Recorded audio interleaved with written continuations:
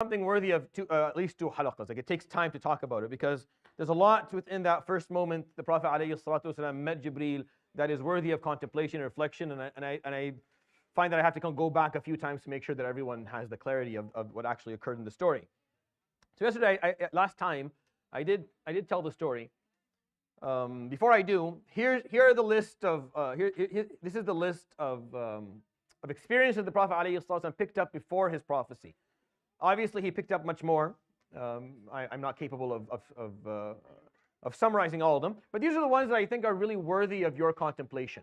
I mean, to know what it is that he went through, that later on would affect him as a person and his life story and the decisions he would make. We are the product of our past. In many senses, we are. You can't escape your past. You can't escape what happened to you in your life and what you've been through. But if we see our past in the right light, then we use it to strengthen ourselves. We use it to grow. We use it to move forward. We use it to be better people and to actually serve those who had similar life stories to our own. And that's what I think is really important for us to learn from him, alayhi salatu wasalam, that all of the negatives, all of the negativity, all of the pain that occurred to him in his life, alayhi salatu wasalam, did not break him. It didn't break him, alayhi salatu wasalam. It didn't make him someone who was disgruntled or someone who hated society or someone who was upset with the world or someone who lacked compassion or empathy. No, it made him the opposite, alayhi salatu wasalam. He actually learned the right lessons from what occurred to him. And that is what I think is really important when we study his life story, alayhi salatu wasalam, is just going through, is just seeing what occurred to him and how that affected him later. Right? Growing up without parents did not make him someone who had no rahmah. No, he was very compassionate towards orphans. Growing up and having to work from a young age did not make him cruel towards children. It was the opposite. He tried to make sure that no children ever had to work. And he's the first person, by the way, historically within that region, to the best of our knowledge, obviously. Historians can correct me, that actually put an age limit in terms of people joining armies. There were no age limits before. Meaning they would, this is a known practice in Arabia, that if they needed warriors and they didn't have enough men, they would get kids, boys, like too young, and they would tie swords to their arms because they weren't strong enough to carry them. So there was no age limit. The Prophet ﷺ was the first person who put an age limit. You had to be of a certain age, or else you weren't allowed to join. So when you see the Prophet ﷺ doing these things, it just helps us grow for ourselves. It's growth for ourselves. So I just wanted to share them with you as a final reminder. I'm not going to go back to them again. We're done. It all started in this very simple Ghar Hira. Towards the end of Ramadan at night, the Prophet ﷺ would encounter Jibreel for the first time. It happened in a really simple place. The beginning of this beautiful message happened in a cave, in a very small cave. I'm capable of showing you. I'm not sure if this will work or not. So this is the entrance of the cage of the cave, and it's really small. No, I can't. Can you turn off the sound completely? But the entrance of the cave is really small. You can barely fit one or two. It's hard to fit 2 people inside. It's actually that puny on the inside. And I went there when I was a kid. And if you ever go and perform your umrah, honestly, take the trip. Go up. It's hard. If you have someone elderly, don't take elderly people up there. It's very difficult. It's an hour and a half, 45 minutes easily. But when you do go up there, again, just try to appreciate the view he had, alayhi salatu wasalam, and the nature of the place where this all began. What you're going to find, and this may disappoint you, and I'm okay with that it was really, really simple. Like the cave was really, really simple. There's no awe, element to the cave. You don't go to the cave and say, wow, this is a really, and you'll just walk away. That wasn't something worth seeing. The cave was almost nothing at all. Like you can see the view he had, alayhi salatu wasalam, for Mecca from where he was, for what it's worth. So it's a really simple place. And I find that the value of that is that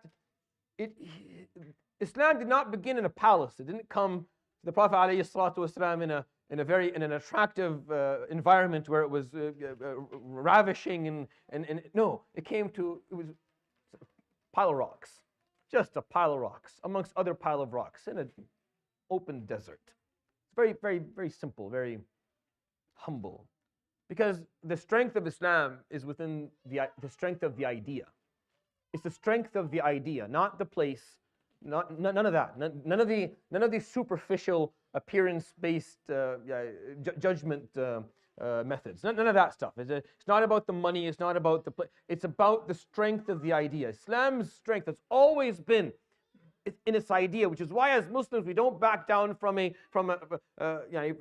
argument or a discussion or a debate or a conversation, because we know that the idea that we have is strong. And because it's a strong idea, we're willing to challenge anyone with an idea. Bring your idea. If you have a better one than ours, we'll leave the one we have and we'll go with yours, because that's what the Quran tells us to do anyways. The Quran tells us, look, if there's more evidence somewhere else, go follow that evidence. But if not, then you should be very confident in the methodology and the idea that you have, which is why Islam started in such a simple place.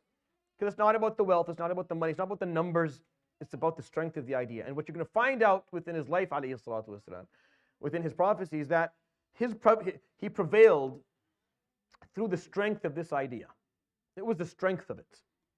They couldn't articulate a rebuttal to the idea that he brought, alayhi salatu wasalam. So they lost.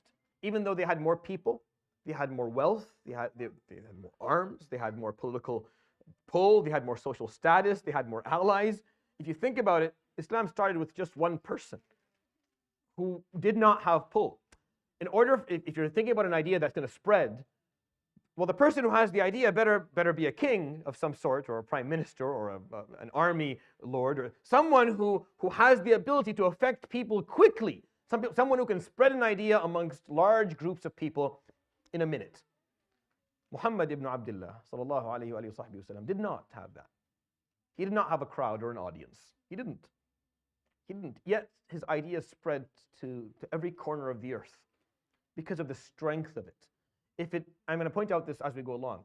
Any other method, if Islam was revealed in any other way and was spread in any other way, then the argument could have been that it spread because of the strength or the wealth or the family effect. Or no, it didn't. It didn't spread for any of those things. Actually, Quraysh were the people who fought him.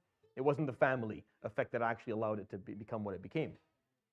So I always thought that was an interesting piece, that it's such a simple place. Because wallahi, when you go to the Ghar Hira, you're not going to be impressed. There's nothing impressive. It's very simple. I think the simplicity is the reason, is the point. Yes, it's a simple place. Nothing ravishing, nothing elegant. But the idea was amazing. The idea till this day continues to live on, continues to help us perfect our lives and make better decisions and be better people. And we should never forget that as Muslims. We never forget that we don't belong to a group just that is based on a race or culture or a language. We belong to a group that follows this idea. Islam was a gift that Allah subhanahu wa ta'ala offered to us. It's a way of life that is just beautiful and profound in every way, and that's why we hold on to it. Not because I inherited it from my family, I hold on to it, because the idea is so powerful and strong. You don't inherit a religion, huh? You don't inherit a religion. Or maybe you do, but you shouldn't. You shouldn't. That's not how religion works.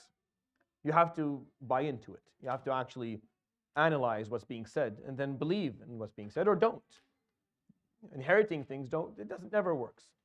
Anything aside from possessions is not worth inheriting. If you inherit something, you better believe in it, and it better mean something to you, which is the beauty of what he did, alayhi salatu wasalam. So I'm going to continue the story for you because I think it's worthy of, and then we'll come back and talk about a few things. He comes running down the mountain, alayhi salatu wasalam, after this creature that was so huge it closed the horizon for him, told him iqra, hugged him very firmly a couple of times and let him go, told him iqra, and he doesn't know how to read, and they told him, and he recited these five sentences to him, and then left him with nothing else. There was no introduction, there was no closure to this meeting, nothing. He just came, did this, and left. And now the Prophet ﷺ in the middle of the night, middle of nowhere basically. If you go there, that's something to think about. He's in the middle of nowhere. There's no lights there. He doesn't know what just happened to him, so he's very, very upset. He's very afraid. So he runs down the mountain. It's like an hour and a half. He runs down. He gets home. He's sweating, but he's still freezing because of what just happened to him. And he tells Khadija, Zammiluni, dathiruni, cover me, warm me up. So they did, and then she asks him, and he tells her the story, and she believes him, radiallahu anha. And I talked about that a little bit that last time.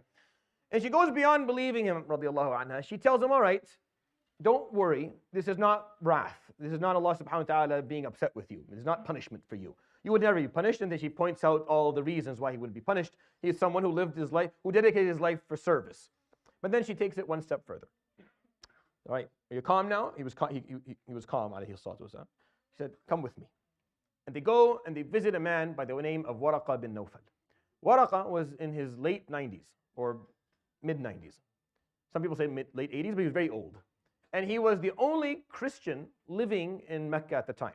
But he was a Christian who was a monotheist, meaning he believed in La ilaha illallah, in the oneness of Allah subhanahu wa ta'ala. And Khadija, in many narrations, had learned that from him, and this is why she was a muwahhida herself. The reason Khadija did not believe in Islam is most likely the effect of Waraqah upon her, and he was an older cousin to her. And he had read scripture, he had read the Torah, he had read the Injil, and he had come to certain conclusions, but he was not someone of a lot of influence. He was not someone who had a lot of pull, so he was not able to teach what he knew. He just took it for himself. So Khadija took the Prophet ﷺ to Waraqah. And she told him, explain to him what happened. Tell him the story. So the Prophet ﷺ would sit in front of Waraqah bin Nawfal and tell the story. This is what happened to me. I've been doing this for this long time, for this amount of time. Prior to that, every time I walked by a tree or a rock, I would hear something. I'd have these visions at night, and he asked Khadija, I would tell her I saw this, and then I saw this dream, and then later on exactly what I said would happen later. Kind of weird things occurring, and then this happened to me, and I don't know what it didn't introduce himself, didn't say anything, just it happened the way it did. So Waraqah would sit back, think for a minute, and then share with him the following sentences. They're extremely important. This is all we have on record that Waraqah has ever said. I don't have anything else. Like, I don't have in any books of Seerah or Hadith anything else that this man said aside from these sentences. He obviously lived a long life and said many things, but this is all I have on record. These sentences are extremely important. The Prophet ﷺ, up to that moment, did not know who he was. No one explained to him. He's going to hear it from Waraqah. So he begins. He would say the following. فَقَالَ يَا ابْنَ أَخِي. And this is just a way that Arabs would talk to each other. He's saying, you're my nephew. إِنَّكَ لَنَبِيُّ هَذِهِ الْأُمَّةِ إِنَّكَ لَنَبِيُّ آخِرِ الزَّمَانِ. Indeed, you are the prophet of this nation, and you are the prophet of end of time, of the end of time. We knew the messenger of the end of time was going to come at some point after Isa al-Masih alayhi salam, and you are the prophet of the end of time, you're the prophet of the... That's the first piece of information he gave him. And then he told him, وَقَدْ نَزَلَ عَلَيْكَ النَّامُوسُ الْأَكْبَرُ الَّذِي نَزَلَ عَلَى مُوسَى alayhi salam. And what you encountered is, and namus is a word that describes something that is extraterrestrial or extraordinary. And it's a word that has a lot of, I know you use the word to describe a mosquito. That's not what it is. And if you go back to the actual dictionaries, it has many other meanings. It's something that has light to it. It's something that is capable of bringing enlightenment. Not to waste your time with the linguistics. Upon you has come the source of light that was descended upon Musa alayhi salam. The second piece of information. So now, first of all, he knows he's a prophet now. Second one, he knows that was Jibreel, because the Arab understood prophecies. I mean, they knew Ibrahim, they knew Musa, they knew Isa, they heard the story, so they knew how revelations occurred. وَإِنَّ قَوْمَكَ سَوْفَ يُكَذِّبُونَكَ وَيَقْتُلُونَكَ وَيُخْرِجُونَكَ وَإِنْ يُدْرِكْنِي يَوْمُكَ أَنْصُرْكَ نَصْرًا مُؤَزَّرًا. And indeed, your people, they're going to work against you. They're going to disbelieve in what you have to say, and they're going to attempt to kill you. And if I live to that day, I will stand by you. So the Prophet ﷺ at this point had to interrupt, because now it's too much information all at once. Too much information, and some of the information is very bothersome to him. Up to now, it's interesting to me what bothered him. Right? You'll see what bothered him, because he's going to ask the question, قَالَ أَوَ مُخْرِجِيَّهُمْ. Will my people displace me? Like they'll remove me from my country? That's what bothered him, alayhi salatu wasalam. What bothered him was the possibility or the potential of his own people kicking him out. That didn't sit well with him. He just heard pieces of information that are impossible to comprehend or process within one setting. What bothered him was the idea is, why would they kick me out? Why? What have I done? All my life, all I have done is serve people who were in need. I've never asked for anything. I'm not a head of any board. I'm not the chair of any committee. I don't have any wealth in my hands. I have no power. I've never been a part of any act of harm. I've done nothing wrong. All I've done is just help people. I'm actually quite poor because of it. I don't have a lot of money because of it. Why would they remove me? It bothered him, the fact that this is a possibility. Your people will disbelieve in you. They will work against you. They will attempt to kill you. They'll remove you. And the Prophet ﷺ had to interrupt. Why would they remove me? They're going to remove me. فقال, so he answered him. قال نعم لم يأتي رجل قط بما أتيت به إلا وأوذي. No person in the history of mankind has come to his people with what you're going to bring them, except they were harmed, except they were worked against by their own. And that was the end of what he had to say. رضي الله عنه. Waraqah bin Nawfal. The Prophet ﷺ would take this information and he would think about it for a while, because he had to dwell on this stuff. He was told he was the Prophet, not just of the nation that he's a part of, but of all mankind at the end of time. Just watch out, watch out. just watch out. He's told who came to him in the ghar. It's not now unknown. It's Jibreel alayhi salam. He knows that. He now knows that he is going to be an uphill battle. Everyone around him, his people, his own family is going to work against him. They're going to remove him, attempt to kill him. That's what he says. Waraqah would tell him, لَيْتَنِي أَكُونُ فِيهَا جَذَعًا, in another narration that we have in the Seerah ibn Ishaq. لَيْتَنِي أَكُونُ فِيهَا جَذَعًا. Jada'a means young. He said, I wish I would be young when that day comes. I wish I could be young. On the day they remove you, I wish I could be young. And I've always felt that now this is a very wise man. We only have these 4 or 5 sentences from him. We have nothing else. And I think this piece is just as wise as everything else he told the Prophet ﷺ. He said, I wish I could be young. Because this ummah was built on youth. This ummah was built on the effort of youth. And that will continue to be the case. That will continue to be the case. We're a youthful ummah, and the hope for the future comes from the youth. Waraqah, he had to admit, I'm old. I'm not going to be very helpful to you. Aside from the pieces of wisdom that I'm sharing with you, I can't do much. If I'm around, I'll stand by you. But I wish I could be young when these moments occur, so I could stand by you. The Prophet ﷺ later on, I think I have it here. Do I have it here? Yeah. He would talk about Waraqah bin Nawfal. And he would say something about him. He would say, يُحْشَرُ يَوْمَ الْقِيَامَةِ أُمَّةً وَحْدَةً. He is brought on the day of judgment, and he stands as if he is a nation on his own. Meaning the amount of hasanat that he had is as if a nation on his own. Why? Why is that the case? Anyone want to take a jab? What did he say there that would allow that? What he said, in yudrukni yawmak. If I live to the time that you need me, I'll stand by you. He made a pure, genuine, real intention. He made a real intention that if he was to live long enough to see the Prophet ﷺ moving on his path and he was able, he would stand by him. You know the funny part of this story?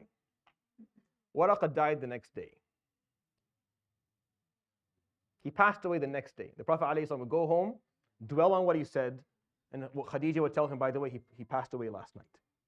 Allah subhanahu wa ta'ala had him live just long enough for the Prophet ﷺ to encounter Jibreel, come down, speak to him, he share with him these pieces of wisdom, and then his role was up. That was it. He was there for that, and he passed away. But he made a genuine, real intention. And because he made that intention, he got the ajr of standing by the Prophet ﷺ in every difficult situation that he went throughout his life. How many times did the Prophet ﷺ be in a difficult situation after that moment? Right? It just went on for 23 years of difficulties. Waraqah passed away and banked the hasanat for that all in his grave. He just all of it into his hasanat. So Yawm al-Qiyamah, he comes ummatan wahda. It's like he's a nation on his own in terms of how much hasanat he has, how many good deeds he has. Because of that pure, genuine, real intention that he made. Do not underestimate the importance of a real intention, a pure intention. Now the problem with intentions is that if they're not genuine, they don't materialize into anything. They don't materialize because you make the intention, you don't do anything about it, it doesn't count. But the intentions mean a lot. Because you never know when you make an intention to do something and you are deprived the opportunity to do it. If you make that intention, then inshallah you get the ajr for it, you get the reward for it.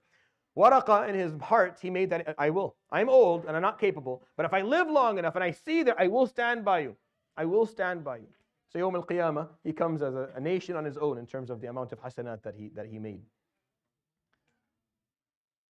He said, "Laytani akunu fiha jad'a." That's what he said. I wish I could go back and be young.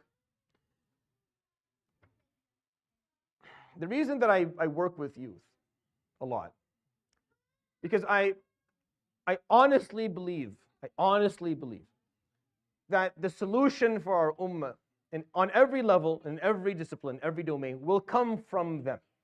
I sincerely believe that. I don't just say it so that people come to the masjid. No, this is what I sincerely believe. When I actually have these conversations with people who are older, and they say, but what do they think I'm insane, because I sincerely believe this. It's not just a token statement that I'm making so you can feel better about yourself. I sincerely believe that whatever khair that's going to come to this ummah will come through its youth. It will come through you. If you're young, it'll come through you. You are what I am banking on. What I believe is going to be the solution is you. So understand that piece, and if you don't believe it yet, then just attend this halaqah for a couple of more months. Just listen to the Prophet ﷺ's story, and listen to the names that we'll talk about, and allow me to tell you their ages as we go along. Just allow me to share their ages. When I talk about Fatima bint al-Khattab, when I talk about Asma bint Abi Bakr, when I talk about Ali ibn Abi Talib and Talha ibn Ubaydillah and Zubayr ibn Awam, when I talk about these names, let me just tell you their ages. When they joined Islam and how long they lived with the Prophet ﷺ. You're going to find that the majority of them were young people. It's through the passion of the youth, it's through the dedication of the youth that nations, not just this ummah, not just our ummah, every nation will find salvation and will find success and will find strength. It's for as long as our youth continue to feel that they are irrelevant and that they're too young, and that they're children, and that they're allowed, and that they're entitled to have interests that have no value to them, and just walking around dependent on others, focusing on just their day-to-day joys and pleasures. For as long as that continues to happen, we will continue as an ummah to suffer. It's when our youth figure it out that no, you are capable of more. You are capable on your own of more. You have all the ammo. You have all the abilities. If you just focus, if you just change what it is that you look at and what you're hoping for and what you're focused on. And this is what I hoped. That's it. Just one generation. It takes just one generation. Just one generation of young people to realize that there's more to life than what I've been focusing on lately. There's way more to life, and I do have a voice, and I am capable of making a difference, and I do matter, and I am relevant. If you think that way, and you educate yourself, and you focus on yourself, you allow us to be a part of that story with you, you allow us to mentor you and coach you and help you on your journey, things change. The status of nations change when that's the case. The biggest loss we've had as an ummah is that we've been able, I don't want to say the world was able to convince younger people that they don't have to grow up until they're 30. That you're a kid, you have time. Do this and waste your time doing that and enjoy. When you study the Prophet ﷺ's life, you see when he started taking things seriously. When you see the younger Sahaba when they took life seriously and how that served them, what they did with that, then you understand that there's more to this. Because we don't have time. Time is not something we have. We don't have that. We need change. What we're witnessing today should be enough evidence for you that we don't have time to waste. We don't. Change has to happen quickly, has to happen now. That change has to happen in the right age group. We have to get our younger people to start seeing the world for what it is and to start taking their lives seriously, and start making decisions that will allow them to grow, for them to empower themselves if they can't find others to empower them, but inshallah they will, and to start taking their own decisions a bit more seriously. See, here's my problem. Islam is very big on freedom of choice. Very, very big on freedom of choice. That's all the Quran talks about, is that if you make a mistake, you're accountable for it. Now you do something good, you get rewarded. If you make a mistake, you're accountable for it. And then somehow we raise our children in a way where they don't feel accountable for their own, they don't know what consequences to their choices are, because there's always someone to rush in and save them from consequences. Someone will come and bail them out, so they don't take their own choices seriously. This is a problem. It's a problem. You have to understand that if you're 14, 15, Habibi, the choices, someone's taking notice of what you're choosing. Like there's someone writing it down. It's being documented. Yawm al-Qiyamah, you're going to have to come back and talk about it. It's not when you're 30 that the Malak starts actually writing things. No, they're writing now. I know you think it's being written right now. You're going to have to, on the Day of Judgment, you have to sit back and talk about them. You can't tell Allah, well, I was only 15. So, what do you mean? Yeah, you were capable of making decisions. You were capable of making it. You knew what was right. You knew what was wrong. You did this. You're accountable for it. Please understand that, please. Wallahi, the earlier you come to that realization that you're accountable, you're responsible for the decisions that you make in your life, the more likely it is that you'll make better ones. And if you feel like you're not accountable and you're not responsible and you can afford just to do whatever and someone else will bail you out, then you'll continue to do that. Wallahi, you'll do that for the rest of your life. Well, I know people, yeah, I'm not going to be. It doesn't change until you decide to make that difference.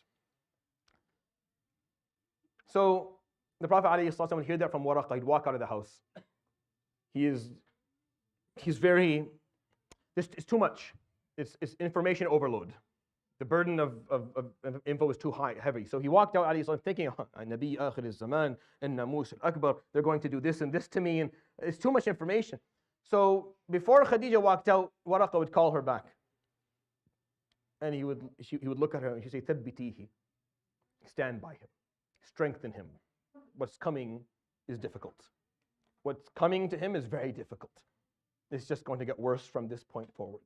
Khadija radiallahu anha, she took that to heart. She took it to heart, and she for sure was his rock, alayhi salatu wasalam, for the next 10 years that she lived with him, alayhi salatu wasalam. But he pointed that out to her. You have to stand by him.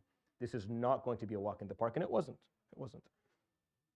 A week later, Jibreel alayhi salam would come back to the Prophet alayhi salam. He was given a week to dwell on things.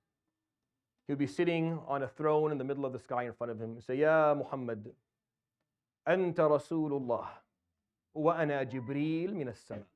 You are the Prophet of Allah, you're the Messenger of Allah, and I am Jibreel from the heavens. And then he gave the Prophet alayhi salatu wasalam his first lesson ever. The first lesson was salah. He made wudu and allowed the Prophet ﷺ to watch, and then met the Prophet ﷺ make wudu in front of him.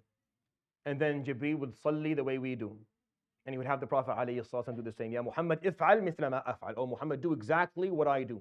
And the Prophet ﷺ would learn to make wudu and to do his salah. That would be the first lesson he would get from Jibreel alayhi salam. So, I can spend some time in talking about the importance of salah, but you know what? I'm going to kick that can down the road a bit. We'll come back to that, inshallah, because there'll be another opportunity. What I want to do for a moment is just take a look at Surah Al-Alaq. I want to analyze with you, not the whole surah. I just want to analyze one thing with you. I want to analyze the concept of knowledge within these first 5 verses that you're looking at. The word iqra, it means to read, it means to comprehend, to learn, to gather information, to benefit from expertise of others, to contemplate, to reflect. All of that is the meanings of the word iqra. To read written text, there's a specific word for it, utlu. Utlu is to recite. You hope you recite something. Iqra is a word that's much more, it's a word that, it's an umbrella term that has a lot of meanings to it. The first word that he would hear alayhi salatu wasalam from the mouth of Jibreel. It's the first command. The Quran started with a command. The Quran didn't start with an introduction. It came with a command. The first thing you would hear from the book of Allah subhanahu wa ta'ala was not A'udhu billahi minash shaitanir rajim or Bismillahir Rahmanir Rahim or Surah Al-Fatiha. The first word you would hear is Iqra, read. Now he jumped in his mind to the usage of the word that is literal, which is to recite written text. Jibreel didn't mean it that way. He meant it something completely different when he said Iqra, read. This is the fundamental principle of Islam, the concept of read. Here's a question for you. In Islam, whenever there's a command in the Quran or the Sunnah, we have to figure out what it's going to be. Is it going to be an obligation? Is it going to be a recommended action? Is it permissibility? Like if there's a command, you have to define what it is. So when he said Iqra, he commanded him to read. What is that? What is it? What does it qualify as? Is it an obligation? Is it a recommendation? Is it offering a permissibility? What is it exactly? It's nothing. You don't find it in the books of fiqh. They don't talk about it jurisprudently. No, because this is on another level. This is a teaching of guidance. That's why we don't have a ruling assigned to the command of Iqra. We don't have a ruling assigned to it. It's an act of guidance. It's the concept of reading. This is the concept that Allah subhanahu wa ta'ala sent to the Prophet ﷺ first. Why? Because his ummah is going to be different. See, I'm not going to give you, O Muhammad, a physical miracle. You're not going to get the staff of Musa alayhi salam. You're not going to be able to make things out of clay like Jesus did and have them, and even grant them life. No, none of that's going to happen to you. Your story is going to be different. So let's start where it needs to start. Iqra, you need to read. You need to read. He didn't get it either, alayhi salam. It's okay if you didn't get it. If I didn't get it, that's okay. That night he didn't get it either, alayhi salatu wasalam. He thought recite written words, so he told I don't know how. Ma nabi qari.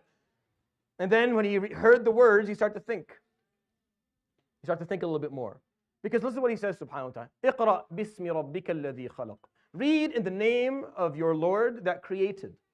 خلق الإنسان من علق. He created the human being from a clot of blood. Iqra, read. وَرَبُّكَ الْأَكْرَمُ. And your Lord is the most generous. This is the first name of Allah that he ever heard, alayhi salatu wasalam. This is the first name of God that he ever heard. Al-Akram, the most generous.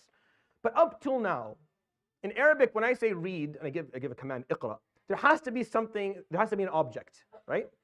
Read this book, read this newspaper. Read your life, for example. As in, read between the lines to kind of contemplate your life. But he said Iqra twice. What is the object? Where is the object in these verses? There isn't one. There isn't. He never gave him an object.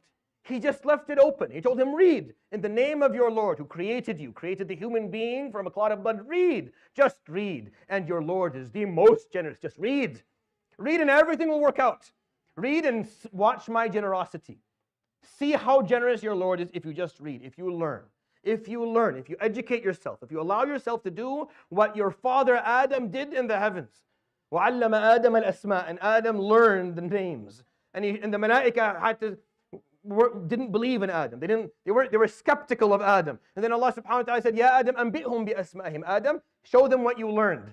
So Adam starts to articulate. He starts to explain things, describe things. And the Malaika said, well, okay, this is different. This creature here, we don't know what this is. Subhanaka la ilma lana illa ma 'allamtana. We only know what you have taught us, and this thing here is different. We're sorry we said anything. Iqra, just read, just learn. Allow your mind to. One of my shuyukh, Shaykh Shukri Allah yarhamuh. This is something I've shared this a lot, so don't feel, if you feel bored, forgive me. Whenever he talked about Jannah, in any of his sessions, he would say the most beautiful thing in Jannah is the amount of knowledge you have access to. He said the most beautiful thing in Jannah is the knowledge. You have access to Allah's infinite knowledge. You get to learn whatever it is you don't know. You get to understand the things that you don't comprehend. So that is the na'im, in his opinion. That is the actual joy and pleasure that you'll find in Jannat al-Na'im. Is the ability, your mind can expand in ways that you never thought was ever possible for it to expand. Let's analyze the concept within these verses. So twice he says Iqra. So twice in a row there are two commands of learning, right? We're analyzing the concept of knowledge. And then he says, الَّذِي عَلَّمَ بِالْقَلَمِ. The one that taught. Allama taught. That's also related to knowledge. Bil qalam. Qalam is the pen. which is the tool of documenting knowledge. You take notes, you have to write things down. That's how you document knowledge, that's how you hold on to information. علم الإنسان, again علم, taught, again 5 times. علم الإنسان, he taught the human being, ما لم يعلم, that which the human being did not know, 6 times. 6 times knowledge was referred to. Either the command itself, the action of learning, the tool of knowledge, or the action of teaching. 6 times in the first 5 verses. You think that's a coincidence? All right. Let's say you're not sold. The guy who told him, you are the prophet, that was Jibreel, and this was going to happen to you. What was his name? What does that mean in English? Paper. His name was Paper. The guy's name, his name was Paper. Are you understanding? The guy who told him this stuff, that's his name. His name is Paper. Ismuhu Waraqah. Not sold yet. The first surah to be revealed to him after all this, Surah Al-Qalam. The surah's name is the pen. This is the beginning of his bi'tha. This is the beginning of his prophecy. The emphasis on the importance of... There is nothing in the Quran that is talked about negatively as much as jahl, as the word ignorance. To the point where the time before his bi'tha, like the pre-Islamic era, what is it called? Jahiliyyah. It's called the time of ignorance. That's what it is called. Just to understand the value of what I'm trying to explain to you. Islam came with the message of knowledge. You need to read, just read everything. We're not scared of knowledge. Muslims, we're not scared of learning anything. We don't shy away from any discipline of knowledge. Only recently did this start to become an issue, by the way. Only recently, the last couple of centuries, when the Muslim Ummah was on a downfall, did we start to shy away from certain types of disciplines of knowledge, where we start to step away from philosophy or step away from biology, or not to be too comfortable with certain, no. Muslims learn everything. They study everything. They are always trying to learn, because it's through knowledge that you will achieve closeness to Allah subhanahu wa ta'ala. It's through knowledge that you will benefit yourself and the ummah around you. And the one who created the universe that you're trying to study and understand is the one who sent this book. There will never be discrepancy. So there's no reason for us to need to keep people away from any aspect of knowledge. So read, iqra, just read. وَرَبُّكَ الْأَكْرَمُ. And your Lord is the most generous. Is the most generous. Isn't that exactly what happened? If you study the Muslim Islamic history, what they call the Dark Ages, right? They call them the Middle Age, Dark Ages. They're not really Dark Ages.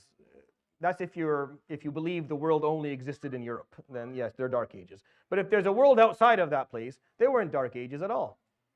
They weren't Dark Ages. The amount of science and knowledge that the Muslims put together within the first 400 years of the Islamic Khilafah is extremely intriguing, and it's mind-blowing.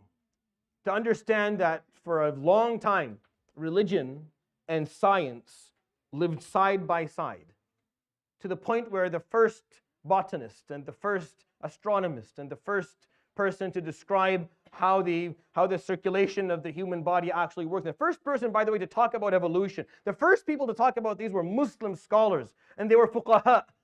They were people who were scholars of hadith and fiqh that talked about these things. Because this ummah was built on the concept of learning, of reading, of knowledge gathering, of benefiting from the expertise of others and the experiences of others. As an ummah, we went and we took all of the knowledge of the Greek and the Indians and the Africans, and we translated it all.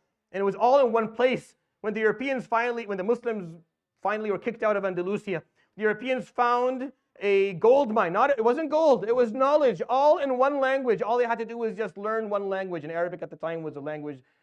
I want you to go home today and Google on YouTube why X is the unknown. All right? Just do that tonight for me. It's like a 7-8 minute talk. Why the letter X stands for the unknown. And listen to that and tell me what you think. Right? This ummah was built on the concept of knowledge, of learning. And it's through knowledge that this ummah will prevail again. Once our youth go back and start learning not only the sciences that are needed to build a nation, but the sciences of their deen, of their own faith their own belief system of their the language of the Quran, when they go back in the millions and they learn, then things will change. Things will automatically change. And a lot of the struggles that you find today, that we spend hours upon hours complaining about, watching TV, hoping, a lot of this will just fade away. When our youth figured out the importance of following the first command or the first word that was revealed to the Prophet ﷺ in that cave.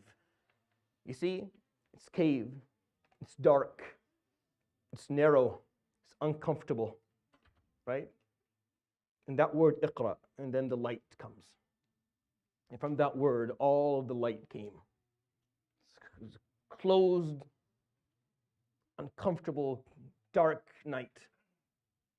But then iqra came. And it changed everything. And the speed of it is actually unparalleled. You understand from that moment, when he's sitting in that cave, hearing the word iqra, that 30 years from that moment, the nation of the Muslim nation, at the time was only one person.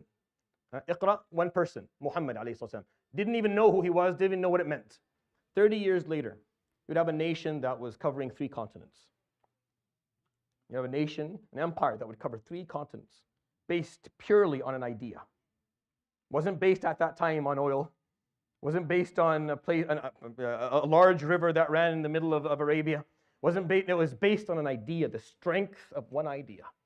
This is the fundamental principle of our deen, iqra, to learn. I'm going to bore you a little bit more with this. And once I'm done, then I'll let you go. So you see, Surah Al-Alaq. Surah Al-Alaq goes beyond of just talking about knowledge. No. Surah Al-Alaq is going to explain to us some personality traits needed. It's a very valuable surah. I want you to take some time and understand it. So we recited the first 5, right? We decided that within the first 5, you have 6 references to the concept of knowledge. It's very clear what these verses are teaching. It's asking you to learn. What about the rest of them? What about كَلَّا إِنَّ الْإِنسَانَ لَيَطْغَى أَن رَآهُ اسْتَغْنَى إِنَّ إِلَى رَبِّكَ الرُّجْعَى. What about these pieces? Okay, listen. These pieces are going to talk about 4 personality traits. 4. These 4 personality traits are the ones that if you have, you will not benefit from being a part of this nation. You won't benefit from being a Muslim.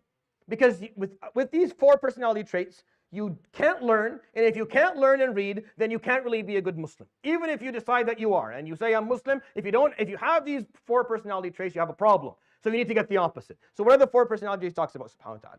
So the first one, كَلَّا إِنَّ الْإِنسَانَ لَيَطْغَى أَن رَآهُ اسْتَغْنَى إِنَّ إِلَى رَبِّكَ الرُّجْعَى. What is this talking about? إِنسَانَ لَيَطْغَى. الطُّغْيَان is when you mix arrogance and cruelty. When you put arrogance and oppression together, you have something called طُغْيَان. It's a disgusting thing. It's throughout the Quran, talks about it a lot. So if you have arrogance, you won't learn. And thus you won't be a very good part of this ummah. And if you're someone who's oppressive or someone who is cruel, then you won't learn either, and you won't be able to be a good part of this ummah. So what's the opposite? The opposite is humbleness and compassion. Right? Now, the second piece. أَرَأَيْتَ الَّذِي يَنْهَى عَبْدًا إِذَا صَلَّى. The one who tells someone who's prostrating not to do it. Why would they tell him alayhi sallam not to prostrate? Not to do sujood, to prostrate. The reason that they told him to do that is because it was new to them. They didn't like sujood because it was new. The refusal of something that is new just on the merit that it's new. That it's not something that you're used to, it's not a part of your tradition, it's not a part of your culture, it's not a part of something that you are familiar with, so you refuse it. So that problem of closed-mindedness. The opposite, being impartial, being open-minded. Someone who can fathom that the other party may have a point. The person who has the ability to be open-minded, to listen to other points of view that they're not fully familiar with. The point after that. أَرَأَيْتَ إِنْ كَانَ عَلَى الْهُدَى أَوْ أَمَرَ بِالتَّقْوَى. What if the person that you're telling not to do something is right? What if they're right? What if they have guidance and you don't? This basically, the issue of being prejudiced or biased. So you don't have the ability, you can't see the light in someone else's argument. The opposite is being someone who has objectivity, someone who is fair. أَرَأَيْتَ إِنْ كَذَّبَ وَتَوَلَّى أَلَمْ يَعْلَمْ بِأَنَّ اللَّهَ يَرَى. What is takdhib? Takdhib is when you see something, it seems to you to be the right thing, but for personal interest reasons, you say, I don't want it. It's not that you're unclear. No. No, it's not unclear. Sometimes you see two things, you're not sure which one's right. Takdeeb is when you see something, most likely this is the right thing. I don't have evidence to say that this is not the best thing. The evidence that I have right now says this is the best thing. For me to refuse it for personal reasons, that is what takdeeb is. And that's the refusal of righteousness. I refuse righteousness. I'm willing to defend something that is wrong because of a personal whim that I have inside of me. The opposite is the unconditioning acceptance of the truth. So these are the four traits that don't work. Tughyan, which is arrogance and cruelty or oppression. Being closed-minded, being prejudiced, and being someone who refuses the truth based on whims. Let's flip them. This surah is saying what you need to have. You need to have compassion. You need to have humbleness. You have to be open-minded. You have to be objective. And you have to be someone who will unconditionally accept the truth. You will not ever stand in front of the truth and say no to it because of a chip on your shoulder, or because of a problem with your ego, or because once before you didn't stand by it and it looks ugly right now. You'll always accept the truth. That's exactly who he was, alayhi salatu wasalam. This is exactly who he was. If you study his personality, this is exactly who he was, sallallahu alayhi wa sallam. And if you don't have these traits, I'm sorry. You can be Muslim, but it won't do much for you.